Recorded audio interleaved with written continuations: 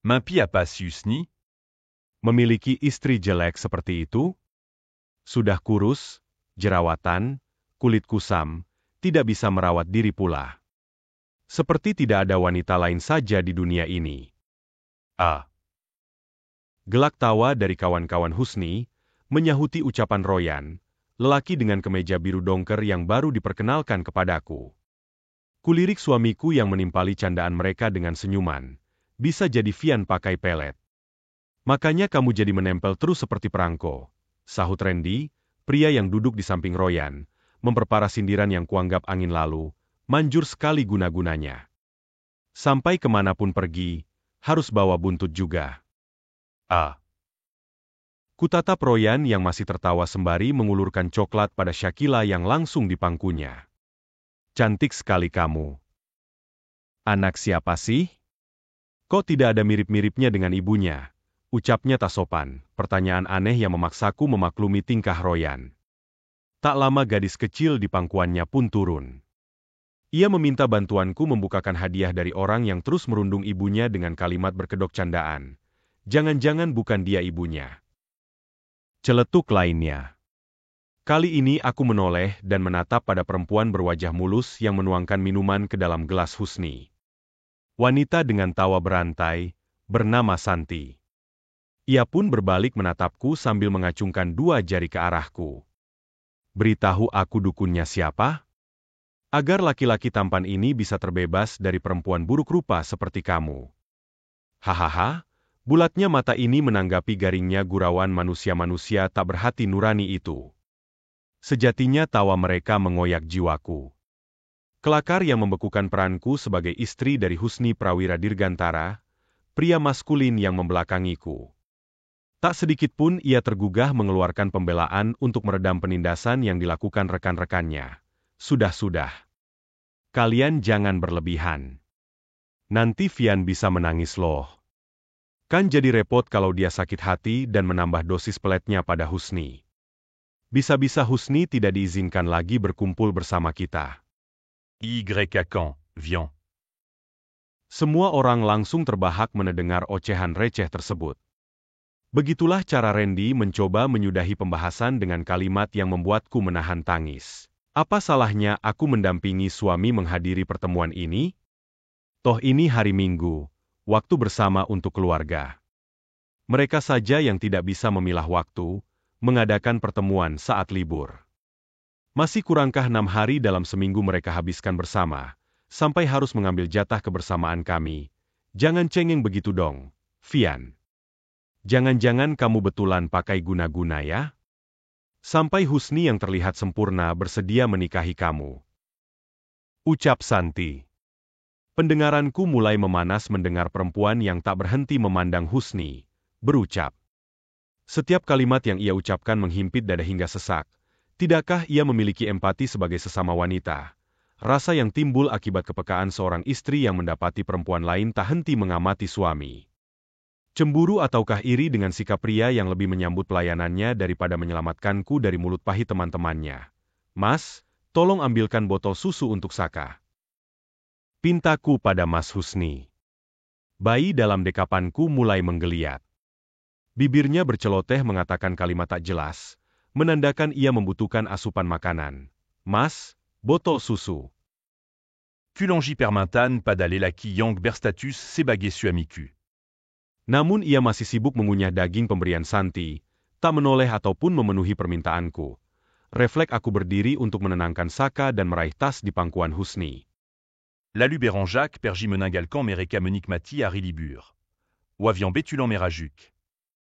Royan terkejut dengan langkah yang kuambil. Ia menyenggol lengan Husni memintanya untuk menenangkan. Tapi lelaki yang terbius oleh pesona Santi itu cuek dan membiarkanku pergi. Kemudian Shakila, gadis 4 tahun yang sedari tadi berputar mengelilingi ruangan, segera menyusulku. Sebelah tangan menggendong, satu lagi meraih jemari bocah belepotan coklat. Kami bertiga meninggalkan orang-orang yang merusak kebersamaan keluarga kami. Hingga akhirnya setelah beberapa jam mereka selesai dengan acara tak bermutu itu. Husni pun memutuskan untuk pulang. Sejam sejak kepulangannya, Husni tak juga membuka mulut. Ia membiarkanku berjibaku dengan kerewelan Saka, juga tak peduli dengan rengekan Shakila yang ingin bermain dengannya. Keadaan yang menguji kesabaran yang berbatas ini memaksaku untuk membuka percakapan. Langkah yang tak disambut dengan baik oleh pria berambut keriting itu membuatku menyerah. Dengan sigap aku menggendong Saka dan berusaha menenangkan Shakila, dua pekerjaan yang sangat melelahkan.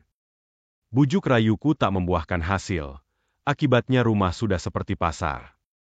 Suaraku bersaingan dengan tangisan keduanya yang tak kunjung reda. Kegaduhan yang kami ciptakan ternyata berdampak positif.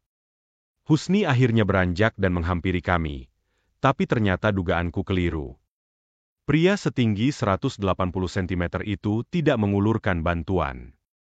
Ia justru berdiri sambil menatap kami satu persatu dengan kesal. Berisik. Ibu macam apa kamu? Mengurus anak saja tidak bisa. Bentaknya di hadapan kami bertiga.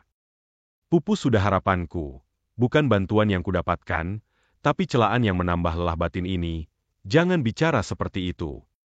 Ucapanmu hanya memperkeruh suasana. Lebih baik kamu gendong Shakila. Kuserahkan anak perempuan pada ayahnya, agar aku bisa konsentrasi pada Saka. Baru mengurus dua anak saja sudah tidak becus. Kalah dengan ibuku. Dia bisa mengurus 6 anak tanpa bantuan bapak. Celanya tanpa mau menerima Shakila yang sudah siap untuk digendong. Tanpa banyak bicara aku ajak putri kecilku menjauh dari laki-laki yang tengah menunjukkan keegoisannya itu. Sebisa mungkin meredam amarah yang kembali tergugah. Andai tak ada anak yang membutuhkan kedamaian, aku pasti akan membalas kata-kata busuknya. Beruntung otakku masih waras dengan memilih menyederhanakan masalah. Dalam diam aku mengajak anak-anak ke teras, membuang kesemrawutan yang Husni ciptakan. Mengalihkan perhatian Shakila pada mawar yang tengah mekar, lalu masuk kamar guna memberikan ASI pada bayiku. Malam harinya, saat masuk waktu tidur, aku masih mengawasi pergerakan Shakila yang masih aktif. Kemudian aku mencoba berbagi tugas dengan Husni karena mataku sudah sangat mengantuk. Mas, tolong jaga Shakila. Aku sangat mengantuk. Pintaku padanya. Terpaan angin dari jendela memperberat mata. Tanpa mendengar jawaban Husni, aku menyusui Saka sambil merebahkan diri di kasur. Dan tanpa terasa diri ini terlelap, tak lama kemudian, teriakan Husni membangunkanku dari mimpi yang baru terajut. Tidur terus.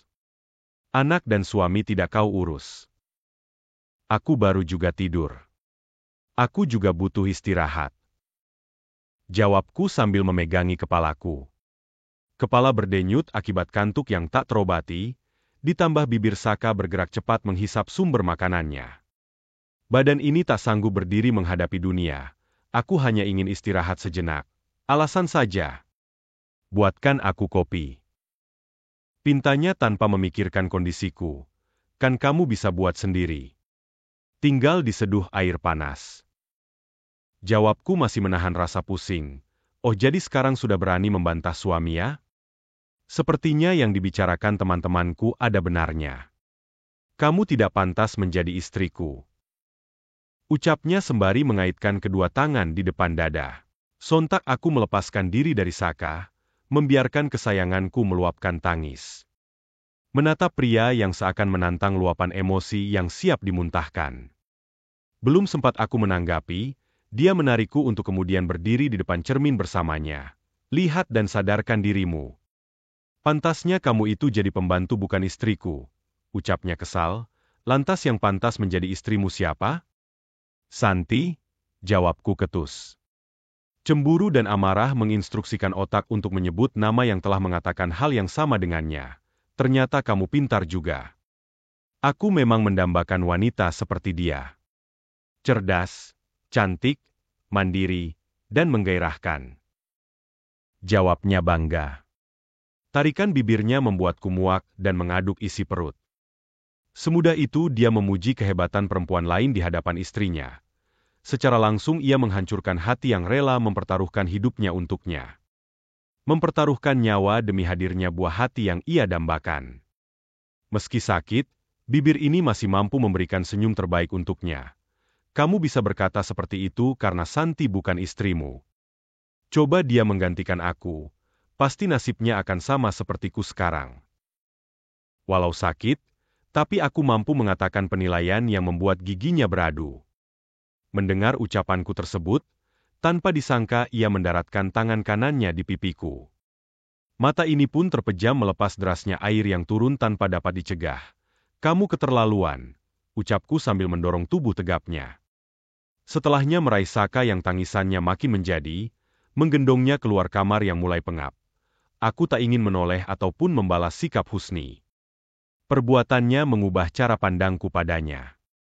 Bagiku ia tak layak menerima kasih sayang dan pengabdianku. Api yang ia kobarkan telah membakar semua rasa yang tercipta untuknya. Ayah dan bunda bertengkar ya? Tanya Syakila. Yang sudah berada dalam gandenganku. Sedikit. Bunda memarahi ayah karena nakal. Jawabku dengan masih mencoba untuk tersenyum. Belum sempat anak sulungku merespon, tiba-tiba Husni menyusul dengan membawa sebuah koper. Pergi saja. Bawa barang-barangmu. Detik ini aku ceraikan kamu Viviana Putri bin Abdul Razak. Aku sudah tak sanggup menjadi suamimu. Jadi kembalilah ke rumahmu. Ucapnya tanpa jeda. Mulutku membeku begitu mendengar kalimat tersebut. Begitu juga hati ini, tak mampu mencerna satu kata pun. Untuk sesaat kesadaranku menghilang, tak mampu menerima tiap kata yang ia ucapkan. Untungnya jeritan anak-anak menyadarkan jiwaku untuk kembali ke tempatnya. Bagai kerbau dicucuk hidungnya, aku menuruti semua kemauan Husni. Pria yang dahulu meminta dengan hormat pada kedua orang tuaku di dalam ikatan suci. Kini mengembalikanku tanpa membutuhkan izin mereka. Satu lagi, biaya sekolah mereka akan kutanggung. Tak perlu khawatir. Kamu cukup merawat dan memberi mereka makan. Adil bukan? Ucapnya tanpa rasa bersalah. Kepala ini langsung gatal mendengar keterus-terangan Husni. Sepertinya ia sangat siap melepas kami. Buktinya banyak hal telah dipikirkannya. Sementara aku masih belum tahu apa yang harus dilakukan setelah ini. Taksi online akan mengantar kalian. Kalimat terakhir yang kudengar dari pria yang menutup rapat pintu untuk kami. Haruskah aku mengucapkan terima kasih atas kebaikannya itu? Tentu saja tidak. Aku masih memiliki harga diri untuk itu, dan memilih mengangkat koper untuk segera meninggalkan rumah yang selama ini menjadi naungan aku dan keluarga kecilku. Kita mau kemana, Bunda? Tanya Syakila sembari berlari kecil mengimbangi jangkauan kakiku. Kita liburan ke rumah nenek ya. Pasti menyenangkan. Jawabku mencoba mencairkan suasana. Asyik. Aku rindu nenek. Tapi kenapa ayah tidak ikut mengantar? Tanya gadis kecil itu penasaran. Karena memang biasanya Husni selalu mengantar kami setiap akan berlibur ke tempat orang tuaku. Aku hanya bisa menjawab dengan senyuman. Setelahnya menurunkan ketinggian demi mengecup kening kecilnya. Jawaban jujur tak mungkin kuberikan pada bocah yang tak mengerti apa itu perceraian. Sebaiknya memikirkan cara mengalihkan pertanyaannya. Ayah besok harus berangkat bekerja. Bisa terlambat kalau sekarang ikut mengantar ke rumah nenek. Iya kan? Oh iya ya. Nanti ayah bisa dimarahi kalau terlambat bekerja. Tingkah polosnya membuatku kuat. Ia berjingkrak sambil melambaikan tangan pada penghuni rumah yang tak memperlihatkan batang hidungnya saat kendaraan roda 4 mengantar kami ke titik yang dipesan. Sebulan kemudian, di tempat yang melindungiku dari terik panas dan hujan ini, ternyata begitu sulit mendapatkan pekerjaan. Banyak pintu menolak pengajuanku, sementara uang di tabungan semakin menipis. Aku terduduk di emperan toko sambil memangku map coklat berisi biodata. Memandangi kendaraan yang berlalu lalang meninggalkan sore. Mbak Vian sedang apa? Ayo masuk. Tiba-tiba seorang perempuan berjilbab hitam menepuk pundaku. Aku pun dengan spontan menerima ajakannya. Setelah kutanya identitas perempuan itu, ternyata dia adalah Dian, teman satu desa denganku dulu. Perempuan yang dulu memiliki wajah kusam dan berjerawat, siapa sangka sekarang menjadi putih dan bersinar layaknya orang yang berbeda. Aku kerja di sini, Mbak. Ucap Nai ketika kami berhasil masuk ke ruangan yang ia maksud. Ruangan berpendingin dengan warna dominan coklat muda. Di dinding tergantung logo sebuah produk kecantikan dengan warna hitam dan emas. Mbak Vian pasti pangling ya begitu melihatku lagi? Hehehe. Tanyanya sambil terkekeh. Betul sekali. Apa rahasiamu? Tanyaku penasaran. Rahasia apa? Dian menarik kursi dan mempersilakanku duduk, setelahnya memutar melewati bangku menuju deretan rak kaca yang menempel di dinding. Ini semua kekuatan air wudhu. Ah, Dian menjawab dengan candaan khasnya. Hahaha. Tak pernah berubah ya candaanmu. Tapi aku serius, Dian. Tolong beritahu aku rahasianya. Aku semakin penasaran dibuatnya. Dian pun menjelaskan bahwa selama ini dia mulai rutin merawat wajahnya dengan produk kecantikan di tempatnya bekerja. Yang pasti produk tersebut aman dan tidak menimbulkan efek samping. Di samping itu, dia juga menerapkan hidup sehat dengan mengatur pola makan dan rajin berolahraga. Pantas saja Dian yang dulu ku kenal berubah drastis menjadi lebih cantik dan anggun.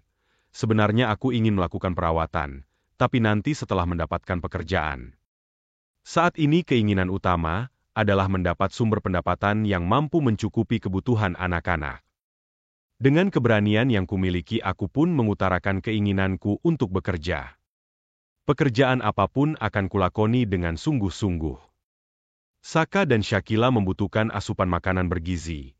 Yakin mau kerja di sini? Lalu keluargamu bagaimana?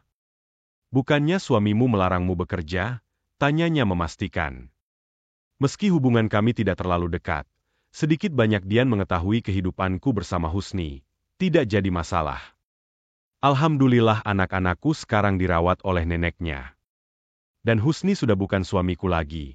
Ucapku sambil tersenyum. Loh, kok bisa, Mbak? Tanya Dian tak percaya. Ia antusias ingin mendengar kisah yang tak ingin kuceritakan. Sudahlah. Aku sedang tidak ingin membahas orang itu. Bagaimana kalau kita langsung membahas pekerjaanku saja? Apa yang bisa ku kerjaan? Aku sedang membutuhkan pemasukan. Ucapku mengalihkan pembicaraan. Memangnya kamu tidak dinafkahi selama masa iddah? Ia menekuk muka, terkejut dengan ucapanku. Sayangnya tidak. Keluar dari rumah hanya berbekal koper berisi pakaian sembari membawa 2 anak. Husni berjanji akan membiayai sekolah anak-anak. Tapi kan Syakila baru masuk sekolah tahun depan. Entah dia masih ingat dengan janjinya itu atau tidak. Jawabku santai. Dian langsung menggeleng tak percaya. Lalu menyandarkan diri di kursi. Kemudian ia mulai menjelaskan pekerjaan yang harus ku kerjakan. Aku diberi tugas untuk memasarkan produk kecantikan yang selama ini ia pasarkan juga. Istilahnya jadi reseller. Tanpa pikir panjang aku pun menerima tawaran tersebut. Sejak saat itu aku bergerilya mempromosikan produk kecantikan ke semua orang. Mulai dari orang-orang terdekat, bahkan orang asing yang baru kujumpai sekalipun. Seringkali aku harus membawa anak-anak karena tidak ingin terlalu merepotkan ibu yang sudah lanjut usia. Hingga suatu sore ibu mengajakku berbicara 4 mata. Nak, apa keputusan suamimu itu tak bisa diubah? Ibu mendatangi kamarku, membantu merapikan pakaian yang baru kering. Kedatangannya menjeda lipatan yang baru separuh. Sadar jika aku tak menyukai topik yang ia sebut, wanita berdaster biru itu melanjutkan alasannya. Syakila merindukan Husni. Sepertinya dia sangat ingin bertemu ayahnya. Lanjutnya. Mata ini pun memandang bocah yang terlelap sambil memeluk boneka pemberian ayahnya. Haru dan sesal menyelimuti kalbu. Penyesalan yang muncul akibat tak mampu memberikan semua yang ia butuhkan. Peran ayahnya tak akan pernah bisa digantikan siapapun. Tapi aku bisa apa? Orang yang dirindukannya tak memiliki perasaan yang sama dengannya. Husni sepertinya telah melupakan keberadaan mereka. Aku mencoba menjelaskan pada ibu apa yang sebenarnya terjadi. Dan bagaimana sikap Husni selama ini terhadapku dan anak-anaknya. Ibu pun termangu mendengar penjelasanku, tanpa berkomentar ia langsung pergi. Semoga ia mengerti bahwa hubunganku dengan Husni sudah rusak. Saling acuh dan tak peduli satu sama lain itu lebih baik daripada harus larut dalam kesedihan yang berkepanjangan. Pekerjaanku saat ini sangat menyita waktu dan pikiran. Aku tidak sanggup jika harus meladeni lelaki seperti Husni. Setiap hari harus bergelut mencari konsumen dan membina hubungan baik dengan mereka agar setia pada produk yang aku bawa. Hingga suatu hari ada calon pembeli yang membuatku tersadar akan sesuatu. Mbak Vian. Yakin produk kecantikannya ampuh? Tapi kok Mbak sendiri mukanya masih kusam? Jangan-jangan produknya abal-abal ya? Kalimat tanya yang membuatku tertampar akan kenyataan. Tapi ada benarnya juga. Akhirnya aku memutuskan untuk berkonsultasi dengan Dian. Dan beruntungnya ternyata sedang datang beberapa produk tester di kantor kami. Dian pun menyaranku untuk mencobanya. Siapa tahu cocok dengan jenis kulitmu. Ucapnya antusias, benar saja. Setelah aku mencoba produk tersebut, pelan-pelan kulitku menyembuhkan diri dan menampakkan keindahannya. Semakin lama wajahku mulai cerah dan terbebas dari noda-noda hitam. Dan yang terpenting, sekarang dompetku selalu terisi. Tak lagi kosong seperti dulu. Mbak, besok ikut seminar di Semarang ya. Dian tiba-tiba menawarkan, tidak bisa digantikan yang lain saja? Aku tidak tega meninggalkan anak-anak terlalu lama. Ibuku juga sudah sepuh. Jawabku ragu, hanya sehari kok. Kamu pasti menyesal kalau tidak ikut. Lagi pula kamu bisa membawa anak-anak kok. Ajaknya makin antusias. Setelah aku berpikir sejenak, akhirnya aku setuju untuk ikut seminar tersebut. Dian pun mengizinkanku tinggal di hotel terdekat dengan lokasi seminar. Tentunya bersama anak-anakku. Selepas acara kami berkumpul mengunjungi tempat-tempat terbaik di kota yang terkenal dengan lumpianya. Syakila pun terlihat sangat bahagia bisa berlibur di ibu kota Jawa Tengah itu. Ternyata hidup tanpa Husni tak seburuk yang aku kira. Kini aku menemukan duniaku sendiri. Duniaku bersama anak-anakku tercinta. Dunia di mana aku bisa membuktikan bahwa aku jauh lebih berharga dari apapun di dunia. Dunia di mana aku lebih dihargai sebagai manusia. Bahkan tak jarang aku mendapatkan penghargaan sebagai reseller terbaik of the month. Dari kisah ini kita belajar bahwa penampilan istri tergantung dari bagaimana suami memperlakukannya. Jika suami selalu mendukung dan membantu istri dalam mengurus rumah tangga, otomatis istri pun jadi memiliki lebih banyak waktu luang untuk mengurus dirinya sendiri. Karena tidak ada wanita yang tidak ingin terlihat cantik. Namun terkadang istri lebih mementingkan urusan suami dan anaknya ketimbang urusannya sendiri. Itulah ciri-ciri istri yang baik. Dan Husni adalah laki-laki bodoh yang telah menyia-nyiakan istri baik seperti Vian. Bagaimana menurutmu? Tulis pendapat kalian di kolom komentar ya.